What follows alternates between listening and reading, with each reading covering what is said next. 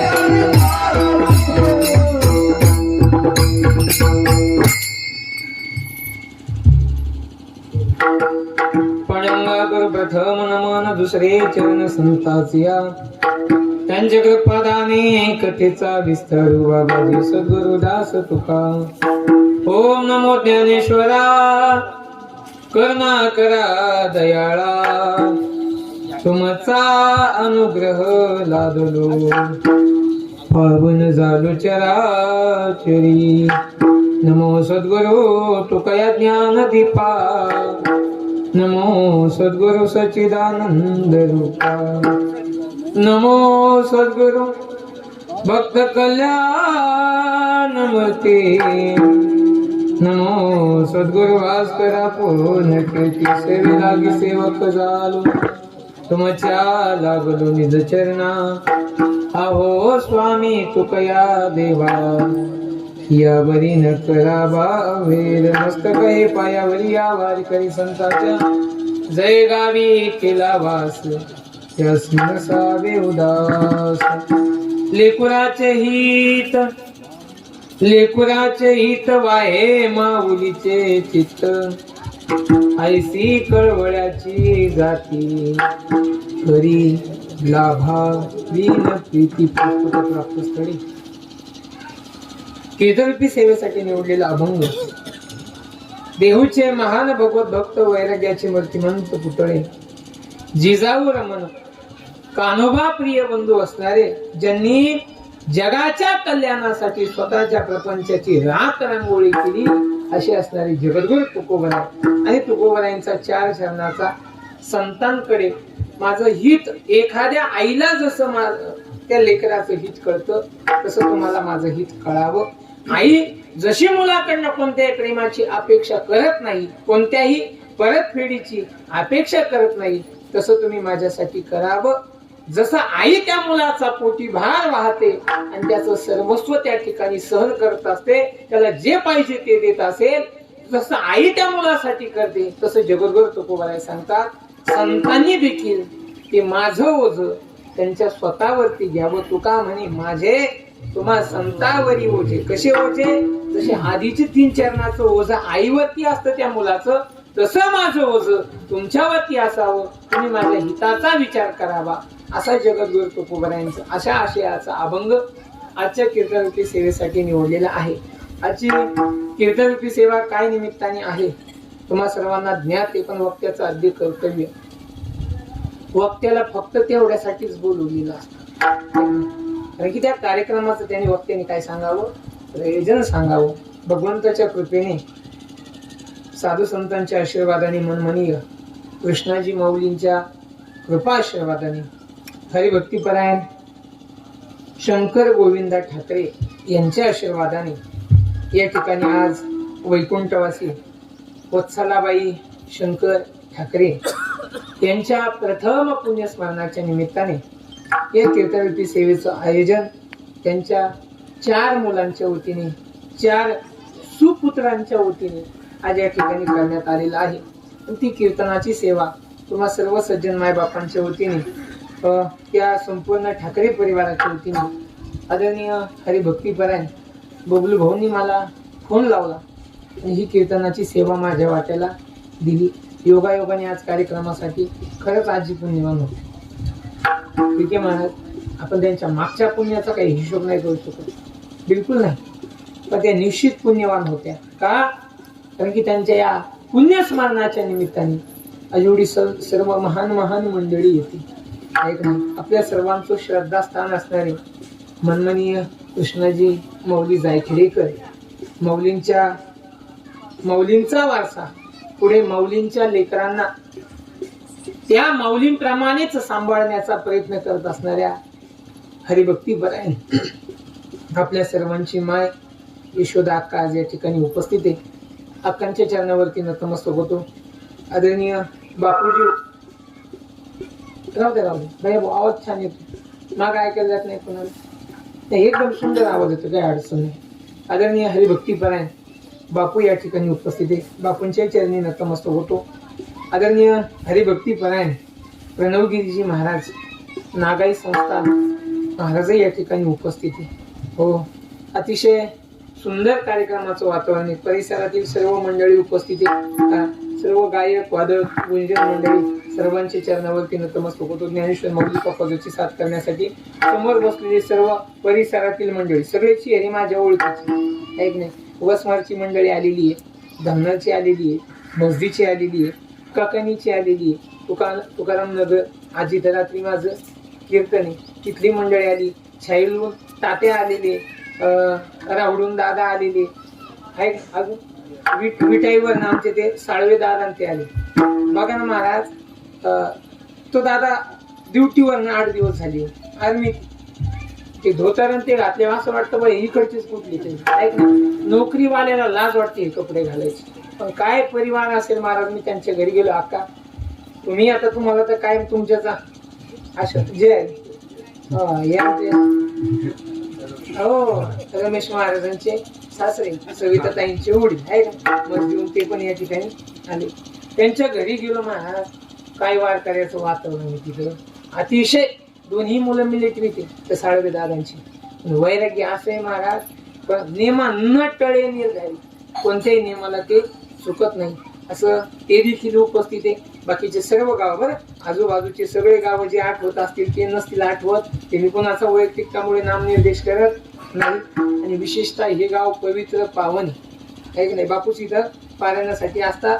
आणि हे महाराज ज्यांनी अनेक वर्ष आपले परमार्थ करत असताना माऊलींच्या सेवेमध्ये घातले, ते आदरणीय हरिभक्तीपरायण वैकुंठवासी भट्टा अण्णा, माऊलींचे चोपदार महाराज आहे की नाही. माऊली म्हणजे आता लोक जे मोठे मोठे लोक ज्यांना बॉडीगार्ड म्हणतात, तसं वारकऱ्यांचे ते बॉडीगार्ड, माऊलींचे चोपदार.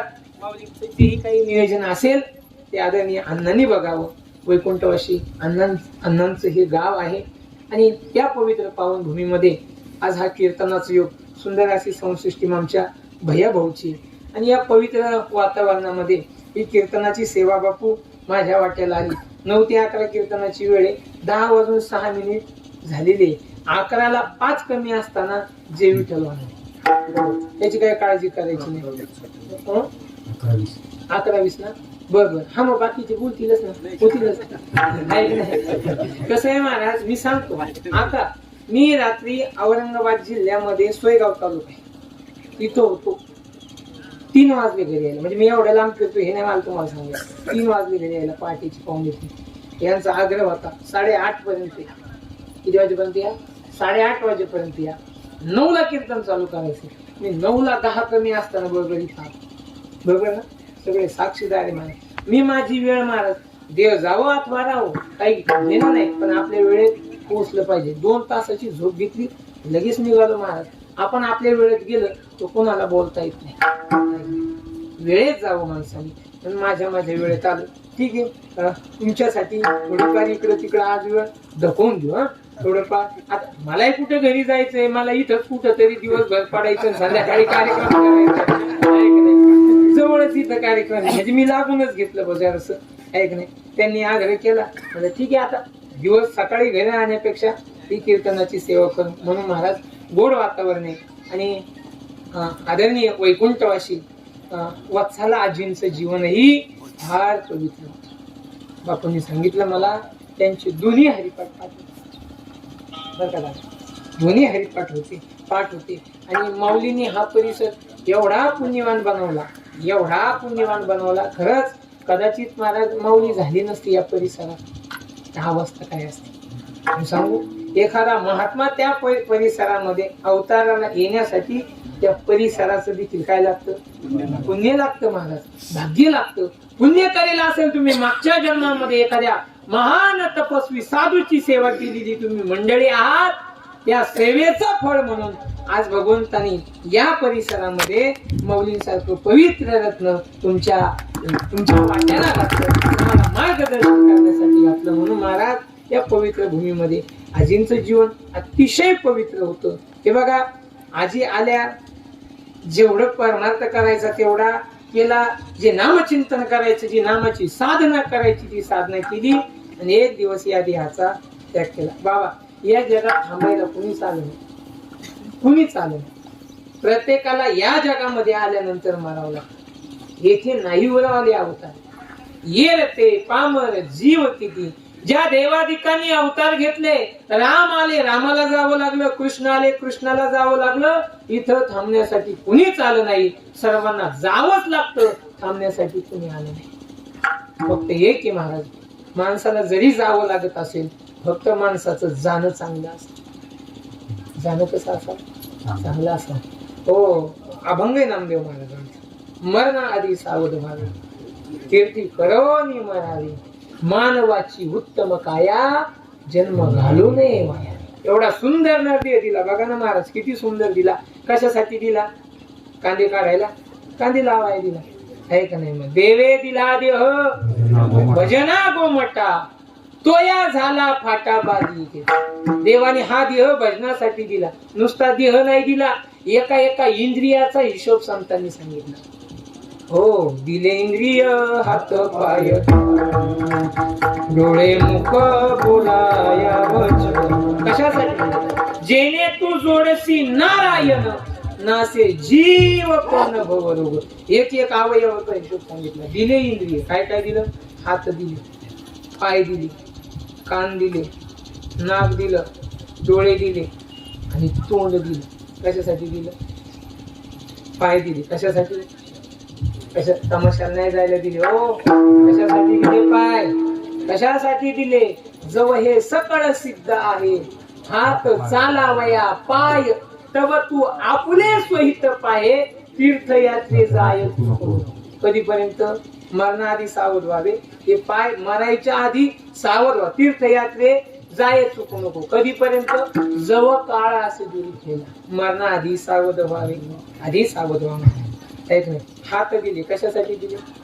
टाळी वाजवावी, भजन करावं. नसेल टाळी वाजून भजन करायला जमत तर निदान हाताने काय करावं? दान करावं. हस्तम पवित्र यदि दान पुण्य. ते हात पवित्र करायचे असेल माणसाने दान करावं. महाराज देवाने डोळे कशासाठी दिले? डोळे तुम्ही घ्या रे विठोबाचे. कान कशासाठी दिले? तुम्ही ऐका रे कान माझ्या विठोबाचे. तोंड कशासाठी दिलं? घेई घेई माझे गोड नाम विठोबा. कशासाठी दिलं? भजनासाठी. मला सांगा या अवयवांचा उपयोग आपण कशासाठी? तोंडाने देवाने कशासाठी दिलंय? कमलमुख हरी भजन कोणी. हो कमलमुख कशासाठी दिलं? देवाच्या भजनासाठी. आपण किती वेळ देवाचं भजन केलं? बोला ना. जेवढा वेळ प्रपंचाचा विचार केला तेवढा वेळ या तोंडाने आणि देवाचा विचार नाही केला. किती सुंदर दिला बघा ना मला. औट हात का मानव देव अल्लाह ने तुझे दिया, खाया पिया सुख से सोया नाज जमाना. कशासाठी दिला? औट हात का सांगितलं. औट हात म्हणजे 3.5 हाताचा नरदेव दिला. पण किती सुंदर दिला. मानवाची उत्तम काया. उत्तम दिला ना महाराज. किती उत्तम आहे बघा. मी तुम्हाला या शरीराचं उत्तमत्वही पटवून देतो. या शरीराचं हा नाश पावणारा हे पटवून देतो. एवढा मानवाची उत्तम काया. किती सुंदर बघा ना. इथं डोळे दिले, इथं नाक दिलं, इथं भुवया दिल्या, इथं भुवया, इथं डोळे, इथं नाक, इथं कान, इथं तोंड, मधी जीभ, त्याच्या वरून दात, अजून जीभ, जीभीच्या मधी परत एक जीभ आहे. कोणती? बडजीभ. बघा ना महाराज किती सुंदर. मी सांगतो तुम्ही या खऱ्या कारागिराला म्हणा हे 5-50 लाख रुपये घे पण असा माणूस बनवून द्या. 5-50 लाख नका. एखादा कोटी देऊ आपण वर्गणी करू ना. चांगल्या कामासाठी वर्गणी करायला काय हरकत आहे? ऐक नाही बाबाजी काय हरकत आहे? द्या ना असा एखादा सुंदर. जाऊ द्या महाराज जगाचा नका बनवून देऊ. आम्हाला आमची आजी परत पाहिजे. ते 4 मुलं आहे महाराज.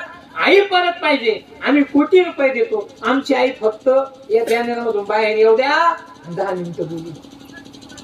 आता शक्य आहे का? एकदा ज्या वेळेला आहेत त्याच वेळेला. हा एवढा सुंदर डोळे किती सुंदर दिले. किती रचना आहे. तसा मान देवाकडे माझी एकता करायला. देवा जर तुला एवढं सगळं द्यायचं होतं एवढ्या जागेत गर्दी कशाला केली? गर्दी कुठे आहे? आता गर्दी कुठे आहे? नाही धरणार का? गर्दी कुठे आहे?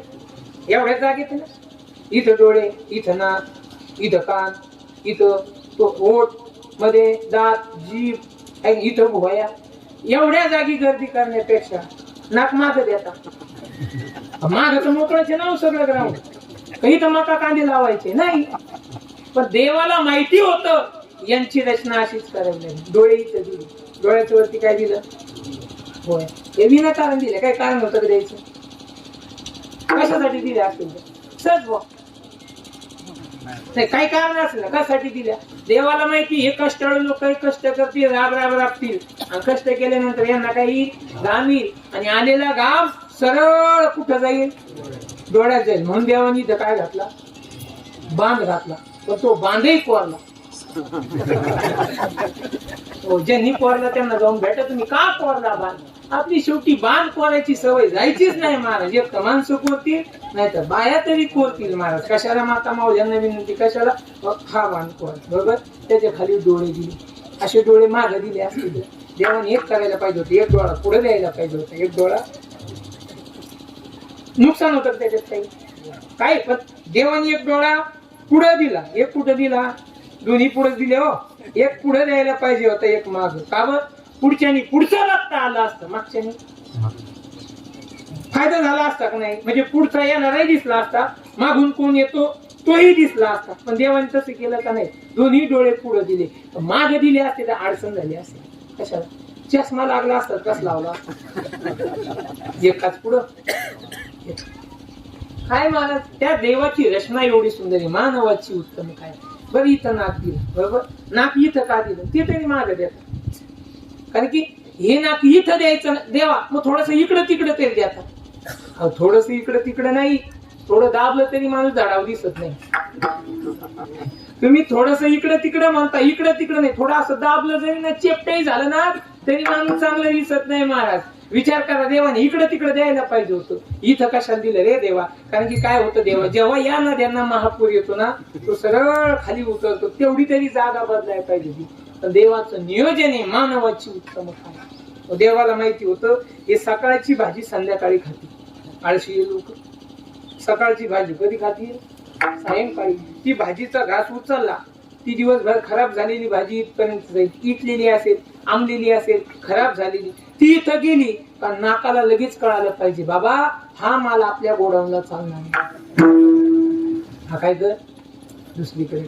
बघा महाराज, हो एवढं सुंदर नियोजन केलं, एवढा सुंदर दिलेला देह लोकांनी त्याचा मातेरा केला. बाबा सांगतात तैसे नर देव येऊन येणारा करती अविषयाचा मातेरा.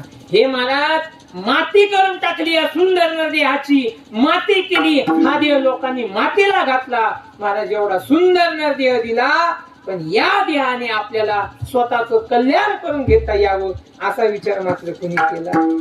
कोणीच केला नाही. हो माझं एक मन आहे, माझं एक मत आहे, महाराज आपलं हित कशात हे जीवाला कळत नाही. पण ज्या वेळेला जीवाला हित कळत नसेल त्यावेळेला त्याच्या हिताची जाणीव कोणीतरी करून दिली पाहिजे. आईला मुलाचं हित कळतं का नाही कळत? हे तुम्ही आय सगळे आई इकडे बघा, तुम्हाला तुमच्या मुलाचं हित कळतं का नाही कळत? कळतं ना. त्याचं हित घरी राहण्यात का शाळेत जाण्यात? बोला बोला, घरी राहण्यात का शाळेत जाण्यात? शाळेत जाण्यात. त्याचं हित पिण्यात का निर्व्यसनी जगण्यात? निर्व्यसनी. त्याचं हित गळ्यात माळ घालण्यात का गळ्यातल्या माळी तोडण्यात? माळ घाल, बरोबर ना. हे आईला हित कळतं नाही कळत? कळतं ना. पण आईला ते हित कळावं कोणतं? ज्याच्याने त्याचा जन्म झालाय, तुझं मरण चांगलं. या जगातल्या सगळ्या आयांवरती माझा आरोप आहे. माझ्या आईचं सांगतो तुम्हाला, आई तू तुझ्या मुलाशी कायम खोटं बोल. एक आई अशी नाही ती आपल्या मुलाला खरं सांगते.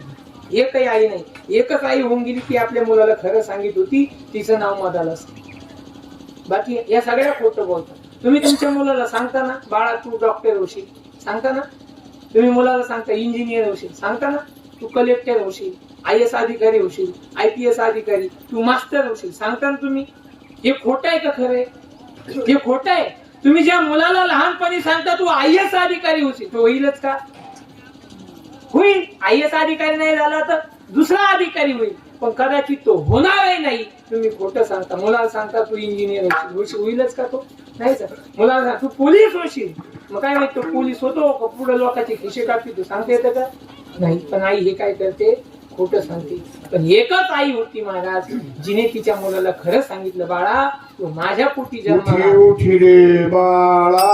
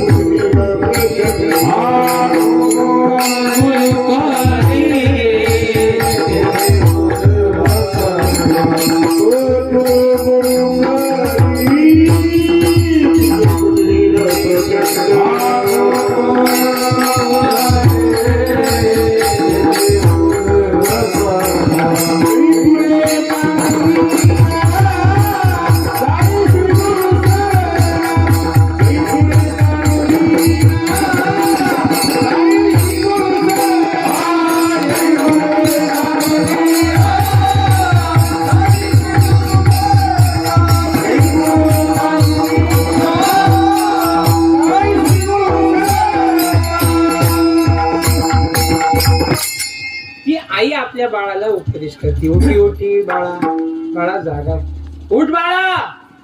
तुझं हित एक ठिकाणी पडून राहण्यात नाही. तुझं हित या प्रपंचामध्ये नाही.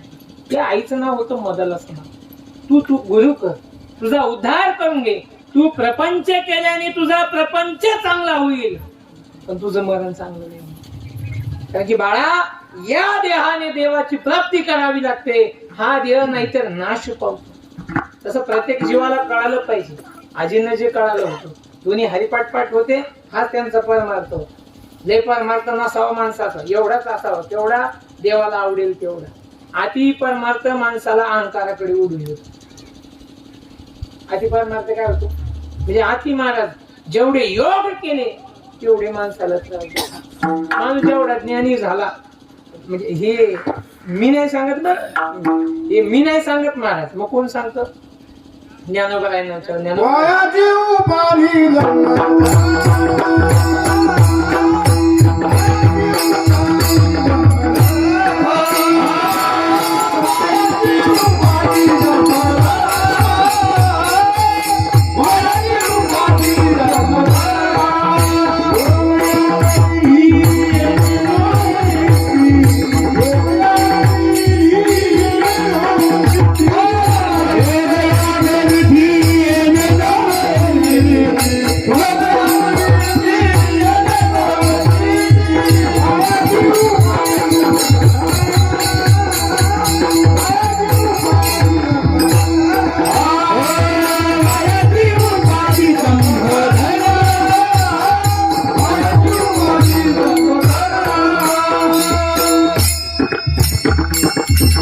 ज्ञानोबा हरिपाठा सांगतात, योग याग विधी येणे नव्हे सिद्धी.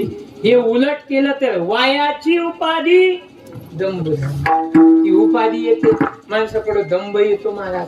आणि ती ज्ञानोबा ज्ञानेश्वरीतली एक ओळ, नवल अहंकाराची गोटी विशेष नलगे अज्ञाना पाठी, पण सज्ञानाच्या झोंबे कंठी, नाना संकटे नाचली. ज्ञानोबा सांगतात, ज्याला ज्ञान झालं तो म्हणतो मग आपली गीता पाठ आहे, नाही ज्ञानेश्वरी पाठ आहे, माझी गाथा पाठ आहे. गाथा पाठ करणं चांगलंय, लोकाला सांगणं ही चांगलंय. ज्ञानेश्वरी पाठ करणं चांगलंय, पण लोकाला सांगणं. गीता पाठ करणं हे चांगलंय, पण लोकाला सांगणं. ज्या अर्थी लोकाला सांगत असतो महाराज, माझी उलटी गीता पाठ, सरळच करायची ना. काय गरज होती उलटी पाठ करायची? काही खरं नाही का? मला सांगा, गीता जर सरळ पाठ करून उद्धार होईल का उलटी पाठ करून? सरळच करावं लागेल ना. उलटी पाठ करून उद्धार झाला असता देवाने सांगतानाच उलटी सांगितली असती. ज्ञानोबांनी ज्ञानेश्वरी सरळ दिली, कशी वाचावी? सरळ वाचावी. नाही म्हणले आपल्याला उलटी पाठ करायची. ते असं समजायचं, नाताच्या घरची उलटी खुन आणि पाण्याला मोठी लागली म्हणजे प्रवाह जिकडे वाहतो तिकडे वाहत नाही चालायचं. प्रवाहाच्या विरोध पोहणे यालाच म्हणता महाराज उलट जगणे. ऐका, जेवढं ज्ञान कमवाल तेवढा अहंकार. 2 हरिपाठ पाठ होते, ते त्यांच्या उद्धाराचं साधन.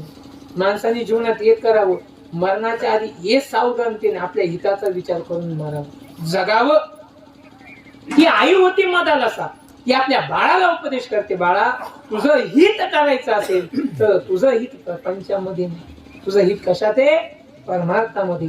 कारण की तुला हा जो देह जरी माझ्या पोटी जन्माला आला बाळा, 9 मास कष्ट लासी, 10 याने प्रसूत झाली, एताची कर्म जाड, तुझी मान आड करी, अकांत हे जननी, दुःखे धाये मोकळी. पण ऐक बाळा, एक दिवस तू माझ्या पोटी जन्माला आला, एक दिवस तुला मरायचंय. कारण की हा जो देह मिळाला, हा देह कायम स्वरूपी टिकणारा नाही, हा देह जाणार आहे. हा देह नाशिवंत मळमुद्राचा बांधा, हा देह नाशिवंत,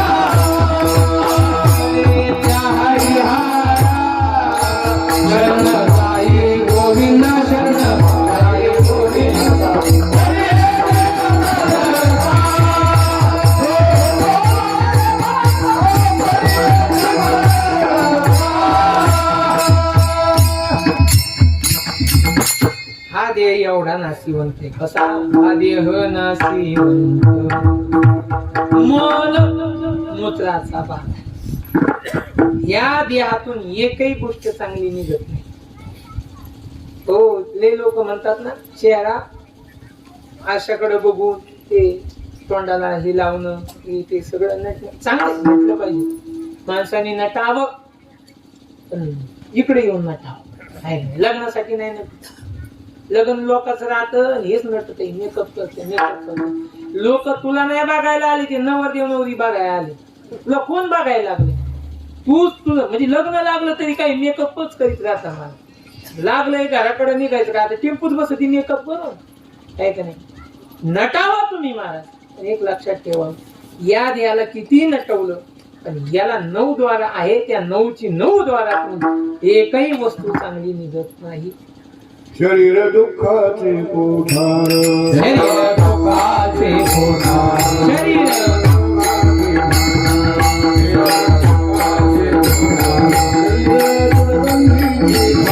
नाही अपवित्र शरीर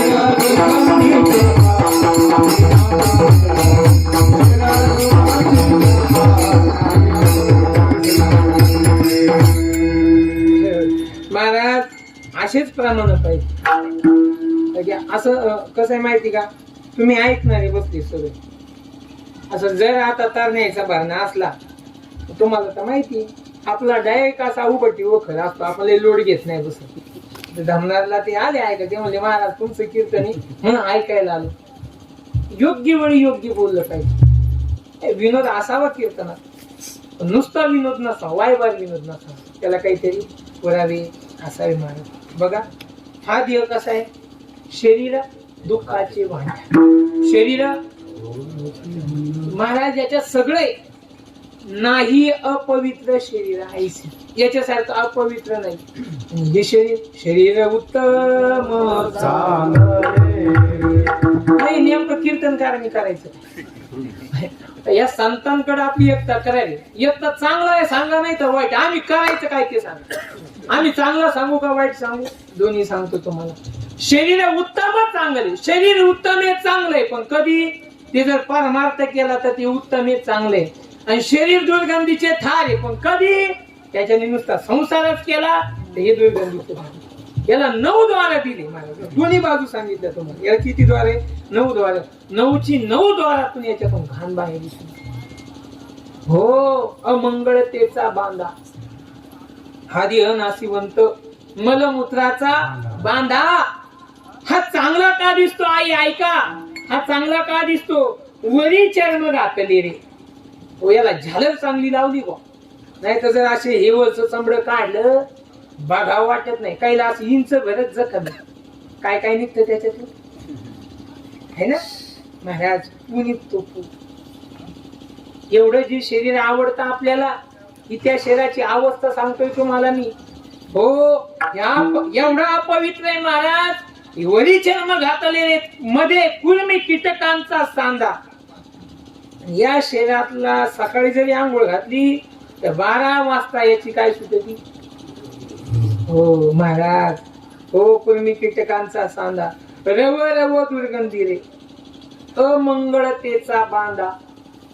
एवढा घात की हा रव रव. आता हे बघा, मी आज सकाळी ड्रेस बदललो, 8-10 दिवस झाली ना अजून. हा नाही आवर आवर.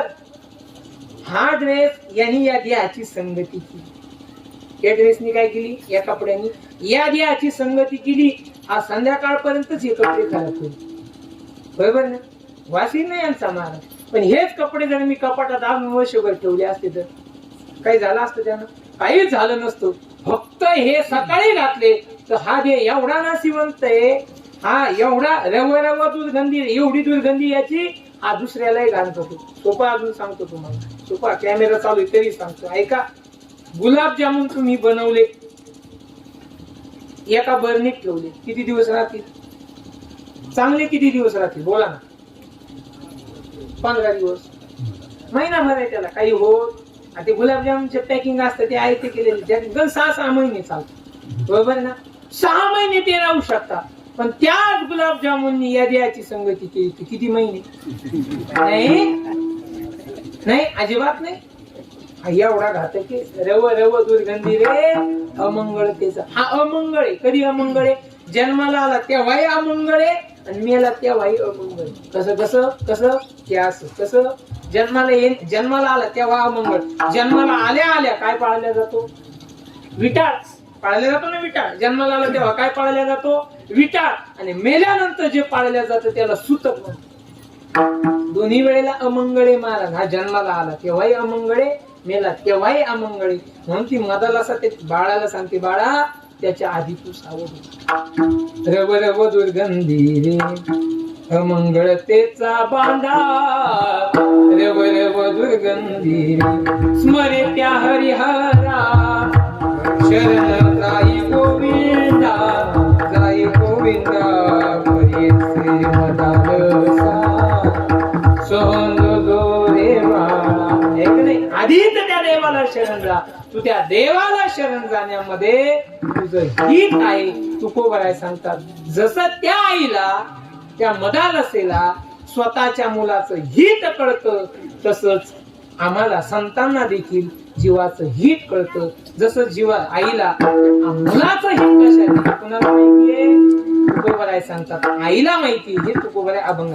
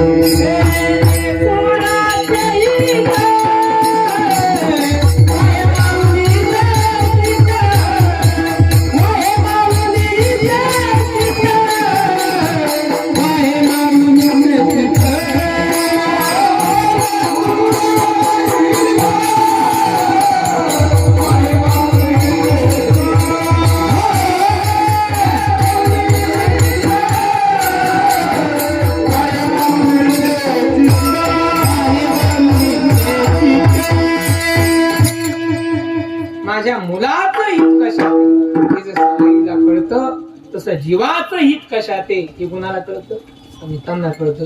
दोन्ही महाराज बघा तुम्ही, दोघांनाही हित कळतं. आईला हित कळतं, संतांनाही कळतं. शोधून या आले संत हिता अहित जगाचे. या जगाचं हित कशात आहे ते साधूला माहिती. हो, या जगाचं हित कशात आहे संतांना माहितीये. आणि मुलाचं हित कशात आहे हे कोणाला माहिती? आईला माहिती महाराज. बाकी या जगामध्ये आपलं हित कोणाला कळत नाही. या जगाचा, या दुनियेचा विचार जर केला ती जगच असे महाराज. आपल्या हिताचा नाही, स्वतःच हितही नाही हो त्याच्यात. प्रपंच करणे हे काही हित म्हणतात का? प्रपंचामध्ये काही करा त्याच्याने तुमचं हित होणार नाही. उलट प्रपंचातली कोणतीही गोष्ट करा ती तुम्हाला दुःख देणारी असेल. काही करा, चला प्रपंचातलं सुख सांगा. तुम्ही एवढे सगळे बसले महाराज, मी तुमच्यातलाच आहे, मी काही वेगळा नाही. फक्त मी इथं उभा राहिलो म्हणून मी शहाणा वाटत होतो, नाही तर मी तुमच्या सारखाच आहे ना. मी प्रपंच करणारच आहे ना. उलट महाराज सगळे हे जगाचा विचार केला, आपण सगळे प्रपंचात आहे. मला एक सांगा, आपल्या प्रपंचामध्ये सुखाचा दिवस कधी उगवलाय? बोला ना, सुखाचा दिवस सांगा. एक दिवस असा का महाराज त्या दिवशी मी डोळे भरून सुख बघितले.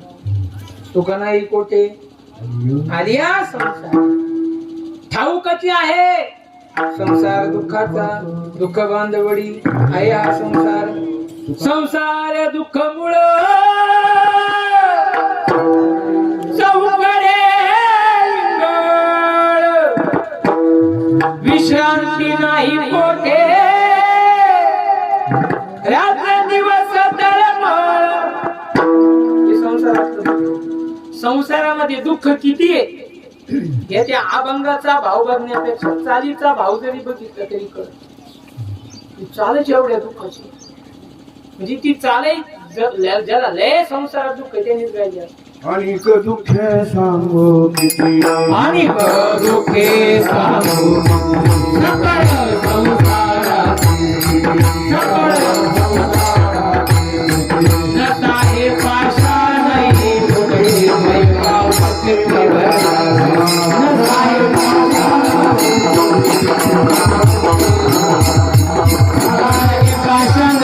फुटले.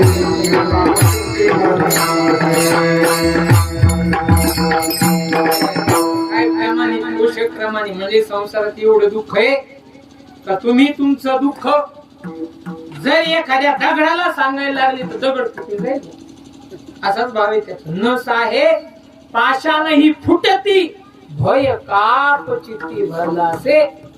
या संसारात दुःख आहे हे सगळ्या साधूला माहिती, संताला माहिती. नवे नवे जो संसार करतो त्यालाही हो. पण महाराज फक्त मनुष्य संसार का करतो? सुखाच्या अपेक्षेने. सर्व सुखाची आशा जन्म गेला,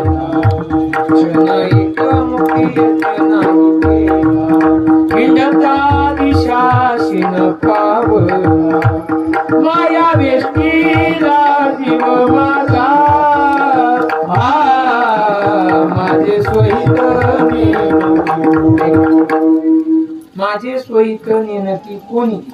माझं हित कुणाला कळत नाही, पण लेकराचे हित हो संतांना मात्र आपलं हित कळतं. बघा सर्व सुखाच्या आशेत काय चाललंय आपला जन्म. हे कांदे लावले बघा, कांदे इकडे कांदे इकडे कांदे आहे ना, हे कांदे लावले. मला सांगा हे कांदे तुम्ही कोणत्या अपेक्षेने लावले? पैशाचे. काय भाव मिळेल अंदाजे तुम्हाला अपेक्षा? आता नका सांगू, आता चालू आहे म्हणून तसं काही खोटं बोलू नका. पण लावले त्या दिवशी कितीच्या आशेने लावले? कितीच्या? 3000च्या बरोबर. आता काय चालू? 700 रुपये. 1200 म्हणजे ते एखादं दाखवते सगळ्याला 1200. एवढी सोपी आहे ती. सरासरी कितीची? 700 750 750. हो 3000च्या भावाने अपेक्षेने लावले. आता भाव किती आहे? 700 रुपये भेटणार. माझी इच्छा आहे तुम्हाला 7000 भेटेल. फक्त सांगतोय काय भेटतंय आज? 700 रुपये. नुकसान कितीच आहे? 2300 रुपयाचं. साधं दुःख आहे तुम्हाला, साधं दुःख. आता हे दुःख काय मिळालं ते सांगा मला देविशेष. हे दुःख कशा? फक्त आशेमुळे. कशामुळे मिळालं? तुमची अपेक्षा किती होती? 3000ची. एकांचे कांद्याचं बी टाकायचे. बरं आशा कधी करावी माणसाने? कांदे काढून ट्रॅक्टर मध्ये भरल्यावर आशा कधी करतो माणूस? ते काळ बी उळे उळे म्हणतात इकडे, ते उळे टाकतात. एका 2 पायल्या उळे घेतली, 2 पायल्या ती उळे टाकायला सुरुवात केली. ती उळे टाकत असताना त्यांनी विचार केला आज कांद्याला 5000 रुपयाचा भाव. जर आपले कांदे 2 पायल्यामध्ये कमीत कमी किती रान लागेल? 2 एकर. 2 एकर एकरी 150 क्विंटल. 2 एकराला किती क्विंटल कांदा निघल? 300. आणि 5000 रुपयाच्या भावाने 300 क्विंटलचे पैसे किती होतील? बोला बोला किती होती? 15 लाख आहे का नाही? किती होती?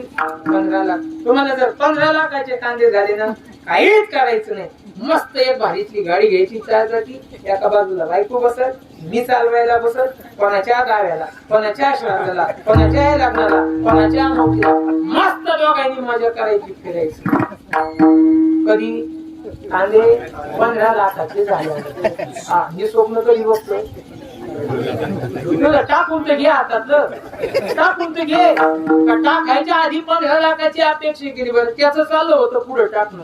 माग बायको होती कशाला? असं टाकूनच त्याला चाळावं लागतं, चालवावं लागतं, आहे का नाही? असं तिचं चालू होती. म्हटली बाई जर 15 लाख, तिने मोठा हिशोब केला, त्यांचं काही कॅन्सीवरती नसते. हे बघा, खरंच भाग्यवानी आपण. अडाणी बायक आहे पण आपल्याकडे हिशोबाला पाके अडाणी. तुम्ही बघा, त्यांनी तुम्हाला 200 रुपये दिले ना, तुम्ही त्यांना 10,000 रुपये द्या तरी त्यांचे 200 फिटत नाही. हे हिशोबच देणार, 200 रुपये देतच राहणार. तवा दिले, तवा घेतले, तवा दिले, तुम्ही 10,000 परत केले, ते हिशोबाला मिळाले. ती म्हटली 15 लाखाचे कांदे झाले, यांना सांगणारे घर बांधायच्या टायमाला माझं 2 तोळे सोनं मोडले, आता 15 लाख आले का? पहिलं मला त्या 2 तोळ्याच्या बदल्यामध्ये 4 तोळे सोनं द्यायचे. तिचा 15 लाखाचा हिशोब लागला. घरी पोरग होतं, ते म्हणलं बस झालं किती दिवस साधा मोबाईल वापरायचा, आता आयफोन घ्यायचा, आयफोन प्रो घ्यायचा, आयफोन 30 घ्यायचा, आता ऍपलच्या शिवाय फोन वापरायचा नाही. त्याचा 15 लाखाचा हिशोब लागला. उळे टाकून झालं, उळे टाकून झालं. आता त्याला काय भरावं लागलं? पाणी भरा गेलं. त्याची जी पानबुडी होती ना, पानबुडी पाण्यातली मोटर, ती जळाली होती तात्या, बर का? तात्याकडेच रिपेअर करायला टाकली होती. त्याने अशी रिपेअर करायला टाकली, तात्याकडे आधीच गर्दी झाली. तात्या म्हणला बाकीच्या झाल्या का, तुझी लगेच देतो. आता तात्याला बाकीच्या करता करता तात्याने त्याला 8 दिवसाचा वायदा केलेला होता. हो, 8 दिवसांनी महाराज मोटर येणार, मग तोपर्यंत ती उडे भरायचे ठेवता येतं का? नाही. मग त्याला पाणी भरणे गरजेचं आहे. त्याच्याकडे जुनी एक मोटर होती. कोणती? ती वरती मोटर असते बघा, तिचा फुटबॉल पाण्यात सोडावं लागतो, मोटर वरती असते. तर त्यांनी ती मोटर जोडली, वरती मोटर, फुटबॉल पाण्याचा. त्या मोटरीचा नियम आहे, घेशी तेव्हा देशी, ऐशी, असं ती उदाहरण. ती डायरेक्ट पाणी देत नाही महाराज. आधी तिच्यात काय करावं लागतं? वाचावं लागत. बघा महाराज, लोक म्हणतात काय करायचे कीर्तनाचे पैसे, वाचल्याशिवाय मोठ्या जर पाणी बाहेर फेकत असतील, आता बाबा आहे केला पाहिजे विचारणार. आता हा पक्वाज आहे, या पक्वाजाला वाजतोय तो असा वाज, त्याला सुद्धा कणी खाऊ घालावं लागत. बिना कणकीचा आवाज देतो का चांगला? वाजून बघा नंतर कणी काढून. आता नका कीर्तनाचं चिवड. त्या मोटरीचा नियम आहे, तेव्हाच्या आधी तिच्यात पाणी वतावं लागत. तेव्हा ती मधलं पाणी नुसतं असं नाही वाटावं लागत. मग हा काय करून अंगे असं कशाने शेण काढून अनुभव आले अंगात, या जगात येत. मी काही इंजिनियरच आहे, मी शेतकऱ्याच आहे नाही. उगाच आता तुमच्या आशीर्वादामुळे घरी नाही मी म्हणून ती बरं आहे, त्याच्यातून मुक्त आहे नाही तर आपल्याला तेच होतं. शेण काढून मला तुम्हाला ते कांद्याचं ते बार देताना त्याचं पाणी वळावं लागतं, ती सुद्धा येत नाही बरं. ते कांदे लागण चालू होती आणि वडिलांनी त्याला ते पाणी हळूहळू द्यावं लागतं ना. ते भस्कन पाणी सोडलं सगळे. कांदे जसे निघाले तसे जायत त्या काढायलाच थांबले. लवकर ही खर्च वळवावं ना, मी ते वळवलंच नाही. ती खर्च फुटलं, सगळी लाईन इथून तिथून गेलं. वडिलांनी सांगितलं बाबा कीर्तन नसले तर घरी झोपत जा, पण शेतात येत नको. फायद्याच नाही आमच्या काही, तू नुकसानावरती काय नाही होतं माझ नाही होतं आपल्याकडनं. बघा मग ते कालवून शेण कालवून पाणी भरावं लागतं. मग दोघही नवरा बायको लागतं. ते काही एकाच काम आहे का? नाही. दोघही नवरा बायको जाऊन बसली विहिरीवरती आणि वाट पाहत होती. कोणाची? हा, तिचं कोणी मालक आहे? कोणी मालक नाही. ती येताना विचारून येत नाही, जाताना विचारून जात नाही, ऐक नाही. आता बायकोची विचारून येत नाही, जात नाही. तिथं लाईट आहे, तिथं कोणी मालक आहे? त्यांनी ते महाराज बघा पाणी शेण काढून ठेवलं, लाईट आली. तुम्हाला आली लाईट, वत पाणी, लगेच तिने पाणी ओतलं महाराज. हा धरलं पाणी, धरलं दाब बटन. बायको गेली, काळी घेतली, ती स्टार्टर उघडा असतो. कोणत्या शेतकऱ्याकडे बटन नाही. हे सगळे शेतीचे पक्के अनुभव ऐक नाही. काहीचे स्टार्टर पडता म्हणते खालून काड्या लावून ठेवते, ऐक नाही. हो, खालून काड्या लावून ठेवता वरती महाराज. मग त्या काड्या लावण्या पाहिजे एका दिवशी त्या मोटरीला काडी लागून जाते, लाईट कमी जास्त जळती ना. बळणे म्हणतात इकडं बळी गई. हा बळी गई, ऐक नाही. आपल्याकडे जळणं म्हणतात, इकडं बळी गई म्हणतात. हो, की महाराज लावावं लागतात. मग ती म्हणजे दाब दाब बटन, त्याने तिन्ही बटन दाबलं, लगेच पाणी बाहेर फेकलं. दोघांकडे अरे मोठं आलं पाणी, होईल आता आपल्या उड्याला पाणी देऊ. तो लगेच पावडं घेतो आणि त्या उड्याच्या वाफ्यात जातो. तो तिथं जातो, गेली लाईट. गेली लाईट. पुन्हा शेणानं कालवा भरा, पुन्हा असं करता करता 15 लाखाच्या अपेक्षेने उडं टाकलं. त्याला पाणी दिलं, कस तरी उडं बरं उतरलं. असा धन धन धन धन धन धन पाऊस आला, सगळं उडं बसल्या. अशी पुढं मुढं कोणते म्हणजे आता हे काय करतात, एक तर उडे भेटत नव्हते. तेवढंच काढलं. 2 एकर जागेत लावायचं होतं, अर्ध्या बिघ्यात लावलं. अपेक्षा किती लाखाची? बोला बोला, 15 लाखाची. तेवढ्या जागेत लावलं महाराज, तेवढ्या जागेत लावलं. त्यालाच पाणी भरायचा, त्यालाच खत टाकायचा, तेवढेच माय कांदे नेमके महाराज 5,000च्या 15 लाखाच्या अपेक्षा लावलेले कांदे यांनी एक दिवस काढायला चालू केले. त्या कांद्याची वरती झाले डोळे, खाली झाल्या चिंगळ्या महाराज. तसेच कापले. इकावा नाही तर जवळपास नामपूर इकावा. इकडे तुम्हाला मार्केट कोणतं जवळ? नामपूर आहे, देवळा आहे. हो तुम्हाला नाही, वाशीलाच नाही वाशी. तिथे गेल्यावर 150 रुपयाचा भाव पुकारला. भाव 150चा. महाराज वाट्याला किती आले? बोला ना. आता वाट्याला पैसे नाही आले, त्या दुःखाचाची वाटा भागा. पैशाचा वाटा नाही आला, त्याला काय आलं? वाट्याला दुःख. मला सांग, त्या दुःखाला कारणीभूत जे का तो स्वतः आहे, स्वतः आहे महाराज. त्याने त्या दिवशी निर्णय घेतला असता कांदे लावायचे, पण याचे पैसे होतीलच हे सांगता येत नाही महाराज. जसा देह नाश काय तसं ती पिकही नसते. माझे वडील सांगतात, आका वडिलांनी एकच दिवस सांगितलं, म्हणलं का दादा आपले एवढे कांदे, मग घराचं काम चालू करून देऊ. वडील म्हणले, या कांद्याच्या भरोशावर दुकानदाराकडनं चॉकलेट उधार नाही आले. कांद्याच्या आल्यावर भरोसा नाही. आले तर बंगला करतील, नाही तर आहे ते काय लावतील, त्याच्या नाद नाही लागायचं. ज्या दिवशी विकू, हातात पावती पडेल, अकाउंटला पैसे, त्याच्यात हातात पैसे आले, विकल्यावरती बी पैसे येतील. त्या वेळेला तुम्ही ज्या व्यापाऱ्याला विकले, तो जर गायब झाला तर त्याच्या मागे फिरावं लागल. त्याच्या भरोशावरती राहायचं नाही. मला सांगा, दुःखाला कारणीभूत काय? आशा आहे. हो, आशा आहे महाराज. जे प्रमाण दिलं ना आपल्याला, माणसाला दुःख भोगावं लागतं, त्या दुःखाच्या मागचं कारण फक्त आशा आहे. पण आपल्याला कळायला पाहिजे, जो संसार करतो या संसारामध्ये जाऊन आपल्याला सुखाची प्राप्ती होणार नाही. सुखाच्या प्राप्तीसाठी देवापर्यंत पोहोचलं पाहिजे, आणि त्या देवापर्यंत पोहोचण्यासाठी आपल्याला आपल्या हिताची जाणीव करून देणारं कोणी असलं पाहिजे. आपलं हित कशात आहे हे संतांना कळतं, आणि आपलं हित कशात आहे हे आईला कळतं. लेकराचे हित वाहे माऊलीचे चिंतन. आईला आपल्या मुलाचं हित कळतं. ठीक आहे दादा, आईला हित कधी कळतं? आई जिवंत आहे तेव्हा कळतं, कधी मेल्यानंतरही कळतं. अजून पुढचं विचारतो, आई ऐका, तुमच्या मुलावरती तुम्ही प्रेम जिवंतपणे करताना, आई मुलावरती प्रेम जिवंतपणे करते, काहीच नवल नाही. आई मेल्यानंतरही प्रेम मुलावरतीच करते. एक उदाहरण सांगतो. गेले 10-50 झाले, त्यांनी 11:20ची वेळ मला दिली, अजून 30 मिनिट माझ्याकडे शिल्लक. बरं, हो तेवढे घेणार नाही, बरोबर आपण वेळेत थांबू. बघा, आई मुलावरती आई प्रेम जिवंतपणे करते, नवल नाही. जिवंतपणे मुलाचा हिताचा विचार करते, काहीच नवल नाही. ती मेल्यानंतरही मुलाच्या हिताचा विचार करते. एक दृष्टांत सांगतो, एक कथा आहे बघा. साने गुरुजी सगळ्यांना माहिती का? माहिती बा साने गुरुजी. साने गुरुजींचे एक पुस्तक आहे, श्यामची आई. वाचलंय कधी? वाचा. हो वाचा. ती कथा माझ्या कथेत रूपांतरित केली.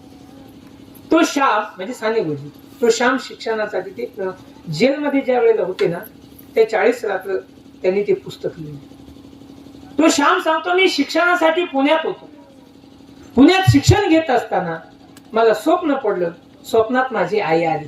लक्ष द्या, आई स्वप्नात आई आली. आईने स्वप्नात येऊन सांगितलं, श्याम मला भेटायला येशील? श्याम, एक पॉइंट इकू द्या भैया, एक पॉइंट. श्याम भेटायला येशील? मला आठवण येते श्याम तुझी. श्याम माझी तब्येत बरी नाही बाळा, माझा भरोसा नाही. श्याम ये ना मला भेटायला राजा. स्वप्न पडलं मला जाग आली. जाग आल्यानंतर लक्षात आलं, अरे मला आई बोलवते, पण ही मला पडलेलं स्वप्न, हे मला पडलेलं काय स्वप्न एक होतंय. पण पुन्हा घड्याळाकडे बघितलं, लक्षात आलं अरे ज्या अर्थी 5:15 वाजले, पहाटेच्या वेळी स्वप्न पडले, त्या अर्थी स्वप्न खरे. आईने सांगितलं होतं, श्याम जी स्वप्न पहाटे पडतात ती स्वप्न खरी असतात. ज्या अर्थी आई म्हणते माझी तब्येत बरी नाही, माझा भरोसा नाही, मला बरं वाटत नाही, त्या अर्थी खरंच आपल्याला आईला भेटायला गेलं पाहिजे. आपल्या आईची तब्येत बरी नसेल. सकाळी मी उठलो, मित्रांना सांगितलं अरे माझ्या आई स्वप्नात आली होती आणि आईने मला बोलवलं, आईला भेटायला मला जायचंय, मला पैशाची मदत करा. पुणे ते पालघर, पालघर हे त्यांचं मूळ गाव, पुणे ते पालघर 5 रुपये तिकीट होतं, तुम्ही मला मदत करा, मला आईला भेटायला जायचंय. हे बघा मित्रांनो, माझ्याकडे 12 आणे आहे, पण अजूनही मला 4.25 रुपयाची गरज आहे. तुम्ही मदत केली तरी सगळं शक्य होईल. मित्रांनी पैसे जमा करायला सुरुवात केली. कुणी 5 पैसे दिले, कुणी 10 पैसे दिले, कुणी 20 पैसे दिले. असे पैसे जमा करत करत करत साने गुरुजींकडे सगळे 12 ने आणि हे 2.25 रुपये असे किती रुपये जमा झाले? 3 रुपये जमा झाले. आणि ते पैसे घेऊन तो श्याम शिवाजीनगरच्या बस स्टँडला गेला. बस स्टँडला गेल्याच्या नंतर वाट बघताय कुणीतरी मला अजून 2 रुपयाची मदत करेल आणि मी माझ्या आईला भेटायला जाईल. तितक्यात पती आणि पत्नी एका बसमधून खाली उतरले. मोठी बॅग होती त्यांच्याकडे. ती बॅग उचलण्यासाठी ते कोणी हमालाला शोधत होते. लक्षात आलं हे हमालाला शोधताय, मी जर गेलो बॅग उचलून यांच्या घरापर्यंत नेऊन दिली तर मला याचा मोबदला म्हणून काही पैसे मिळतील. मी तिथपर्यंत गेलो. का हो काका बॅग उचलायची? हो बॅग उचलायची. किती पैसे घेतील? काका मी तसे पैसेच घेतले नसते हो, पण मला पैशांची गरज आहे, मला माझ्या आईला भेटायला जायचंय आणि 2 रुपये माझ्याकडे कमी. तुम्ही जर 2 रुपयाची मदत केली ना काका, माझ्यावरती फार देतो 2 रुपये. ही बॅग उचल, ते समोर घर दिसतंय ते घर आमचंय, त्या घरापर्यंत बॅग घे, तुला 2 रुपये देतो. त्यांनी बॅग उचलली, माझ्या डोक्यावरती दिली. बॅग फार जड होती हो, ते ओझं मला पेलवत नव्हतं, जड झालं होतं. मानेला कळ लागली होती. मी चालत चालत चालत चालत पटापट चालत चालत त्या घरापर्यंत गेलो. मागं वळून बघितलं ते अजूनही खूप मागं होते, पण मानेला कळ लागली. बॅग उतरवणं गरजेचं होतं, काय करावं सुचत नव्हतं. तिथं त्या भिंतीला असा टेका दिला. बॅग उतरवायला गेलो, माझ्या हातातली बॅग खाली पडली. त्या बॅग मध्ये काचेचे भांडे होते, ते फुटल्या गेले. बॅग पडल्याचा आवाज कानापर्यंत गेला. त्या सदग्रस्ताची नजर माझ्याकडे आली. तो पळत तिथून आला. भांडे फुटले मधले काचेचे, हे लक्षात आलं. त्याने मागं पुढे बघितलं नाही. खंदिशी माझ्या कानाखाली. वाईट वाटलं मला, माझ्या डोळ्यात पाणी आलं. पण जसा वाहत्या पाण्याला बांध घालावा असा मी माझ्या डोळ्यातील अश्रूंना बांध घातला. माझ्यासाठी रडणं महत्वाचं नव्हतं, मला माझ्यासाठी माझ्या आईला भेटण्यासाठी जाणं महत्वाचं. मी थांबून राहिलो तिथं. खाली मान घालून उभा राहिला. चालता हो, 1 रुपया मिळणार नाही तुला, नुकसान केलंय माझं. मी तिथून चालता झालो. मी निघालो तिथून. ज्या वेळेला मी तिथून निघालो, मला त्या माणसाला माझी दया आली नाही. पण त्याच्या पत्नीने ऐकलं होतं ना मला आईला भेटायला जायचंय, तिला मात्र माझी दया आली. ती कुणाची तरी आई होती.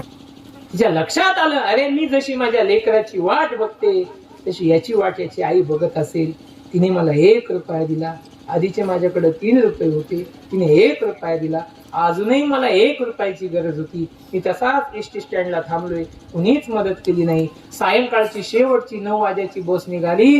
कंडक्टर साहेबांनी आवाज, चला पुणे पालघर, पुणे पालघर यानंतर बस नाही, शेवटची बस आहे, ज्यांना यायचं असेल त्यांनी पटकन बसा, अगदी 2 मिनिटांमध्ये बस निघणार आहे. मी पळत गेलो त्या बस मध्ये जाऊन बसलो. 4च रुपये होते.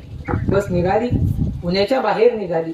अंधार होता, 9:30 वाजले होते. Conductor ticket ticket ticket ticket ticket म्हणत माझ्यापर्यंत आला. कुठलं देऊ?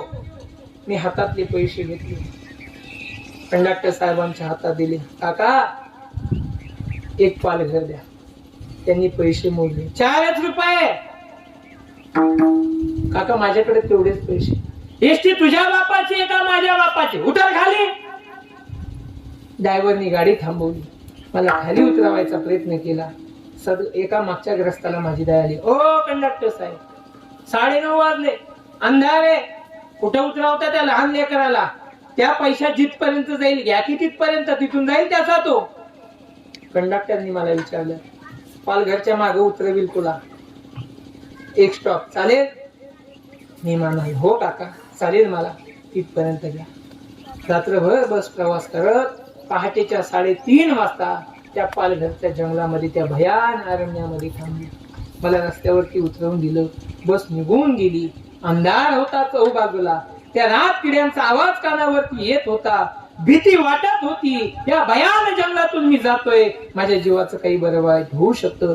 या अरण्यामध्ये हिंस्र पशु आहे, काही होऊ शकतं. ज्यावेळेला मला भीती वाटायला लागली त्यावेळेला मला माझ्या आईची आठवण झाली. हो, आईने सांगितलं होतं, श्याम, ज्या वेळेला माणसाला भीती वाटेल त्यावेळेला माणसाने रामरक्षा म्हणावी. मी रामरक्षा म्हणायला सुरुवात केली. चालत चालत चालत निघालो. सकाळचे 6:30 वाजले. मी माझ्या गावात पोहोचलो. दारात गेलो. अंगणात गेलो. अंगणात गेल्यानंतर माझे भाऊ बसलेले, दोन्ही गुडघेवरती केले, हाताची घडी घातलेली आहे, त्या गुडघ्यावरती ठेवली, डोकं आपलं त्या हाताच्या घडीवरती ठेवलंय, खाली मान घालून भाऊ वडील बसले होते. साने गुरुजी वडिलांना भाऊ म्हणायचे, भाऊ भाऊ, आईला म्हणावं श्याम आलाय, श्यामला हातपाय धुवायला पाणी टाक म्हणावं, सांगा ना आईला श्याम आलाय म्हणावं. भाऊनी माझ्याकडे बघितलं, डोळे भरून माझ्याकडे माझ्या वडिलांनी भाऊनी बघितलं. त्यांच्या डोळ्यात अश्रू आले. पुन्हा खाली मान घातली. डोळ्यातल्या अश्रूंचा अर्थ मला कळाला नाही. मी तसाच घरात गेलो. एका बाजूला मावशी बसली, एका बाजूला माझी आत्या बसली, एका बाजूला माझी मामी बसली, आणि त्या तिघींच्या मध्ये माझी बहीण अक्का झोपलेली होती. बहिणीला अक्का म्हणायची. मी गेलो, अक्का, हे अक्का. अक्काला जाग आली. अक्काने माझ्याकडे, आई कुठे आहे? आई विचारतो तुला, आई कुठे आहे आई? त्यावेळेला अक्काने सांगितलं, श्याम, आई आपल्याला सोडून गेली. आई आपल्याला सोडून गेली. कुठे गेली? मामाच्या गावाला नाही, मावशीकडे नाही, आत्याकडे नाही. मग अक्का, आई कुठे गेली? श्याम, आई आपल्याला सोडून देवा घरी निघून गेली. माझी आई गेली हे शब्द कानावरती पडले. मी मोठ्याने आई म्हणून हमरडा फोडला. गल्लीतल्या बाया जमा झाल्या, त्या माता वर्ग जमा झाला. कोण रडतंय ग एवढ्या सकाळी? कोण रडतंय ग? कुणाच्या रडण्याचा आवाज आहे? हा आवाज कानावरती आल्याबरोबर एक लहान मुलगा होता. त्या मुलाने सांगितलं, आई आई तो बघ, आई आई तो बघ, श्याम दादा रडतोय, आई आई तो बघ, श्याम दादा रडतोय. हे शब्द कानावरती आले. माझी नजर तिकडे गेली. मी बघितलं, एक माता उभी आहे, तिच्या मुलाने तिच्या बोटाला धरले आणि तो आईला सांगतोय, आई तो बघ, श्याम दादा रडतोय. त्याच वेळेला माझ्या लक्षात आलं, अरे याला आई म्हणायला आई आहे, पण मला आई म्हणायला माझी आई या जगात राहिली नाही. हो माझी आई. त्यावेळेची साने गुरुजींची कविता आहे, आई म्हणून कोणी आईस हाक मारी, ती हाक येई कानी, मज होय शोककारी, नोहेच हाक माते, मारी कुणी कुटारी, आई कुणा म्हणून आई घरी न दारी. शाळेतून घराला येता धरील पोटी, काढून ठेवलेला घालील घास वावटी, नोहेच हाक माते, मारी कुणा कुटारी, स्वामी तिनी जगाचा, आई विना भिकारी. विजला हो नंदादीप, कसा जाऊ मी मंदिरी, विजला हो नंदादीप, कसा जाऊ मी मंदिरी. सावळी माझी आई मला किती प्रेम देई, सावळी माझी आई मला किती प्रेम देई, विजला हो नंदादी, कसा जाऊ मी मंदिरी. साने गुरुजी म्हणतात, माझी आई मला सोडून गेली. आई गेली हे मला कळालं. आई गेली हे अक्काला माहिती होतं. आई माझी पत्नी गेली हे भाऊंना माहिती होतं. पण त्याच घरामध्ये माझा 2.5 महिन्याचा पुरुषोत्तम नावाचा भाऊ पाळण्यात टाकलेला होता. फक्त 2.5 महिन्याचं वय होतं. आई गेली हे मला माहिती होतं, पण मला दूध पाजणारी निघून गेली त्या माझ्या 2.5 महिन्याच्या पुरुषोत्तम नावाच्या भावाला माहिती नव्हतं. 9 दिवस निघून गेले. 10वा दिवस उगवला. मी यासाठी सांगतोय, आई जिवंतपणे तुमच्यावरती प्रेम करते दादा, नवल नाही, पण आई मेल्यानंतरही प्रेम करते. मी यासाठी 10व्याचा दिवस उगवला. ते पिंड पाडण्यासाठी आम्ही त्या दसरी विधी घाटापर्यंत गेलो.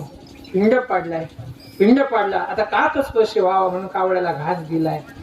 भाऊ गेले, पाणी फिरवलं, घ्या घास घ्या, नाही लग्न करणार आम्ही दुसरं, घ्या शिवा पिंडाला, काळजी घेऊ पोरांची, घ्या. पिंडाला कावळा नाही शिवला. माझी बहीण गेली, आई घे ना घास. ते आई, अगं शिवना पिंडाला, सांगायची नाही तू पोरीच्या जातीने जबाबदारीने जगलं पाहिजे, सांगायची नाही पोरीच्या जातीने लवकर जबाबदाऱ्या घेतल्या पाहिजे, सांगायची नाही पोरीच्या जातीने अंधार पडल्यानंतर घराच्या बाहेर नाही निघालं पाहिजे. आई तू यासाठी सांगत होती ना, तुला लवकर या जगाचा त्याग करायचा होता. आई ही तुझी मुलगी, आई घेते मी जबाबदारी. आई मी नाही भाऊंना त्रास देणार, नाही श्यामला त्रास देणार, घेते आई जबाबदारी मी पुरुषोत्तमची. शिव पिंडाला, पिंडाला कावळा नाही शिवला. तो श्याम सांगतोय मी स्वतः गेलो, पिंडाला पाणी फिरवलं. आई, ए आई घे ना आई घास, ए आई अगं घास घे. शिवपिंडाला आई, भाऊंकडे शिक्षणासाठी एकही रुपया मागणार नाही. तू म्हणायची ना तुझ्या बापाची गरिबी रे, शिक्षण घेणं अवघड आहे, आपण गरीब माणसं आहे. आई काही मी मधुकरी मागून जीवन जगेल, पण भाऊंकडनं एकही रुपया घेणार नाही. शिवाय पिंडाला, तरी पिंडाला कावळा शिवला नाही. तरी पिंडाला कावळा शिवला नाही. माझ्या लक्षात आलं, आईचा जीव माझ्यात अडकला नाही, आईचा जीव आकात अडकला नाही, आईचा जीव भाऊ मध्ये अडकला नाही, तर तिचा जीव तिच्या त्या 2.5 महिन्याच्या पुरुषोत्तम मध्ये अडकलाय. मी तसाच पळत घराकडे गेलो, पाळण्यामध्ये तो पुरुषोत्तम होता, त्याला उचललं, घेऊन आलो. मी पुरुषोत्तमला आणल्यानंतर मी पिंडाकडे गेलो नाही, भाऊंकडे गेलो नाही, आकाकडे, मामीकडे, आत्याकडे गेलो नाही. मी त्या पुरुषोत्तमला घेतलं आणि माझ्या स्वतःच्या मावशीकडे गेलो. मी ऐकलं होतं, कुणीतरी बोललं होतं आई मरो, परंतु मावशी वरो माझ्या लक्षात आलं. आई गेल्यानंतर जीवनामध्ये त्या मुलाची आई त्याची मावशी असते. मी मावशीकडे गेलो, मावशीचा पदर धरला. मावशी, हे मावशी, हागे पुरुषोत्तम. आई तोपर्यंत घास घेणार नाही मावशी, जोपर्यंत या पुरुषोत्तमची जबाबदारी तू घेत नाही. मावशीने त्या पुरुषोत्तमला हातावरती घेतलं. पिंडापर्यंत माझी मावशी गेली. मावशी मांडी घालून बसली, मांडीवरती पुरुषोत्तमला घेतले, हातात पाणी घेतलं, त्या पिंडाला पाणी फिरवलं आणि मावशी सांगते, यशोदे घास घे, यशोदे ऐक, यशोदे आका तुझी आहे, श्याम तुझा आहे, पण पुरुषोत्तम माझा आहे असं समज. यशोदे हा पुरुषोत्तम तुला मी 2.5 महिने सांभाळण्यासाठी दिलाय. मी कधीच तुझ्या पुरुषोत्तमला सांगणार नाही का तुझी आई मी नसून तुझी आई मेली आहे, असं कधीच सांगणार नाही. मी तुझ्या पुरुषोत्तमचा स्वीकार हा माझा मुलगा म्हणूनच करते. शिवपिंडाला बस माझ्या त्या मावशीने त्या पुरुषोत्तमची जबाबदारी घेतली. त्याच क्षणाला कावळ्याने पिंडाला स्पर्श केला, काक स्पर्श झाला. यासाठी सांगतो दादा, आई जिवंतपणे मुलाचं हित, मुलाची काळजी घेते, नवल नाही. ती मेल्यानंतर आपल्या चिमुकल्याची व्यवस्था लावून जाते. तिला आई म्हणतात, तिला आई म्हणतात. ते बघा, तुम्ही आजपर्यंत माझे सगळ्यांनी कीर्तन ऐकले. मी रात्रीच्या कीर्तनात आई सांगत नाही, सत्याच्या बापही सांगत नाही. त्यावेळेला संत, देव आणि भक्त एवढं सांगत असतो मी. ज्या वेळेला श्राद्धाची कीर्तन असतात त्यावेळेला आई हा विषय मांडतो, मी जरूर मांडतो महाराज. त्या दादा त्यांना आईचं महत्व ना. 4 मुलं, 4 मुलं विचारा. बस मी एवढ्यावरतीच थांबणार आहे. 4 मुलं, 4 मुलांना विचारा तुमची आई गेली दादा तुम्हाला काय वाटतं. ज्याची आई गेली ना त्याची एकांतात भेट घ्या. महाराज आई नाही बाबा, माझं सर्वस्व गेलं हो बाबा, अस्तित्व गेलं महाराज. आई जिवंत होती. रात्रीचे 12 वाजायचे घरी यायला, 12 वाजेपर्यंत माझी माय अंगणात खाट टाकून माझी वाट बघायची. बाबा 1 वर्ष झालं, आजही रात्रीचे 12 वाजतात घरी यायला. अंगणातली खाट दिसते हो, पण खाटेवरती माझी माय दिसत नाही बाबा. ते दुःख आहे माझ्या जीवनात, ते दुःख आहे महाराज. आई गेल्याचं दुःख मुलांना विचारा. त्या मुली बसल्या आणि इथं सगळ्या तुमची आई काय असते, तुमच्या जीवनात ते दुःख तुम्ही तुमच्या आईला सांगता, सुख बापाला सांगता. बरोबर, तुमचं दुःख तुम्ही बापाला का सांगत नाही? कारण की तुम्ही मतलबी, तुम्हाला माहिती आहे तुमचा जीव बापात आहे. माझ्या बापाला माझं दुःख सांगितलं तर बाप दुःख सहन करणार नाही हे तुम्हाला माहिती आहे, पण आईला दुःख सांगितलं तर ती सहन करेल का? तर ती त्या दुःखातून बाहेर आलेली, ती दुःख भोगून आलेली आहे. तुम्ही तुमची दुःख आईला सांगता. ती गोड कविता होती बघा. घाल घाल पिंगावाऱ्या माझ्या परसात, माहेरी जा सुवासाची कर बरसात. घाल घाल पिंगावाऱ्या माझ्या परसात, सुखी आहे पोर सांग आईच्या कानात. आई भावासाठी परी मन खंतावर, विसरली काग भादव्यात वर्ष झाल्या. माहेरीच्या सुखा लागी मन लाचावं. आईकडे हा निरोप त्या लेकीने पाठवावा. आज आई गेल्याचं दुःख त्या मुलींच्या जीवनामध्ये असतं. सांगू आई, जोपर्यंत तुमची आई जिवंत आहे, तुम्ही माहेरून सासरी जात असताना तुमची पिशवी रिकामी जात नाही. बरोबर ना? तुम्ही माहेरून सासरी निघालात, आई जिवंत आहे, तुमची पिशवी रिकामी जात नाही. त्या पिशवीत आई तांदूळ टाकून देईल, त्यात गहू टाकून देईल, कांद्याची पात फोडून देईल, मेथीची भाजी देईल, थोडा लसूण देईल, पण आई मुलीची पिशवी रिकामी जाऊ देत नाही. पण एकदा आई निघून गेली ना दादा, त्या तुमच्या पिशवीत काहीच येत नाही. जनाबाई म्हणतात ना, माय बाप गेले दोन्ही, आता उरले नाही कोणी, आता सरली माहेर वाट, दोन्ही कडचा आलावी. आई फार महत्वाची असते, म्हणून त्या आईला आपलं हित कळतं महाराज. ती आई आपल्यासाठी अजून करते काय? ती आई आपल्या हिताचा विचार करत असताना जगद्गुरु तुकोबराय सांगतात की आपल्याकडनं कशाचीच अपेक्षा करत नाही. ऐशी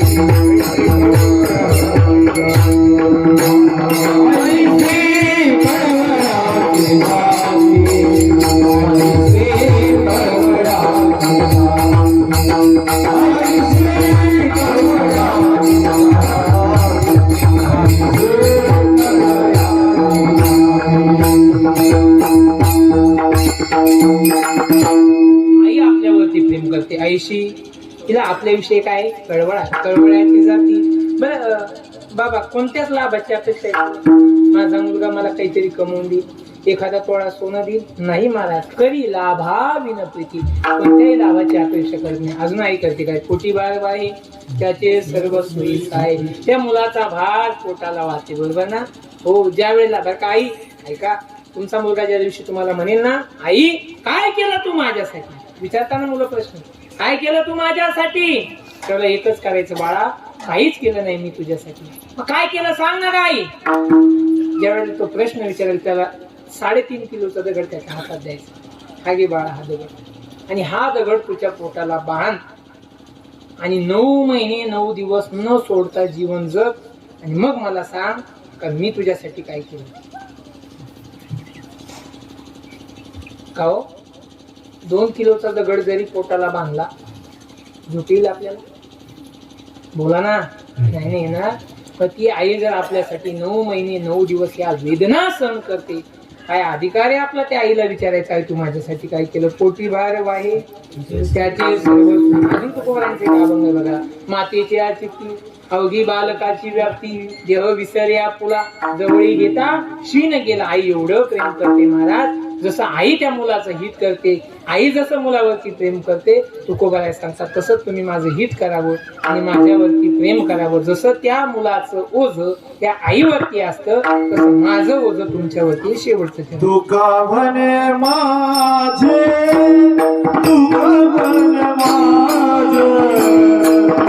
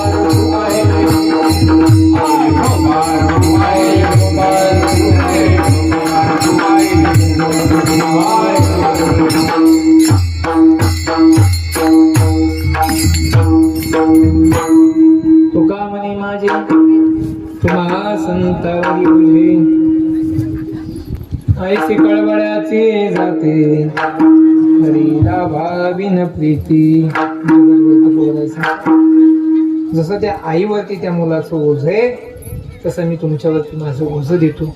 तुम्ही माझा त्याच अंतकरणाने सांभाळ कराल अशी अपेक्षा करतो. हा तुकोबाऱ्यांचा अभंग सेवेसाठी निवडला. आणि वैकुंठवासी वत्सलाबाई शंकर ठाकरे यांच्या प्रथम पुण्यस्मरणाच्या निमित्ताने त्यांची 4 मुलं श्री महेंद्र शंकर ठाकरे, श्री नितीन शंकर ठाकरे, श्री किरण शंकर ठाकरे तथा जे कायम माझ्या संपर्कात होते श्री प्रमोद बिटू काका आहे का नाही, या ठिकाणी या कार्यक्रमाचं आयोजन करण्यात आलं. मी सर्वांच्या वतीने भगवंताला विनंती करतो, देवा या कीर्तनाच्या सेवेतून या अन्नदानातून जेही काही पुण्य होईल त्या नामचिंतनातून पुण्य होईल ते आजींच्या चरणाजवळ आजींच्या पुण्यामध्ये मिळव आणि तुझ्या चरणाजवळ आजींना जागा दे ही भगवंताकडे मागणी मागतो. या ठिकाणी माझ्या वाणीला विराम देतो. अजून एक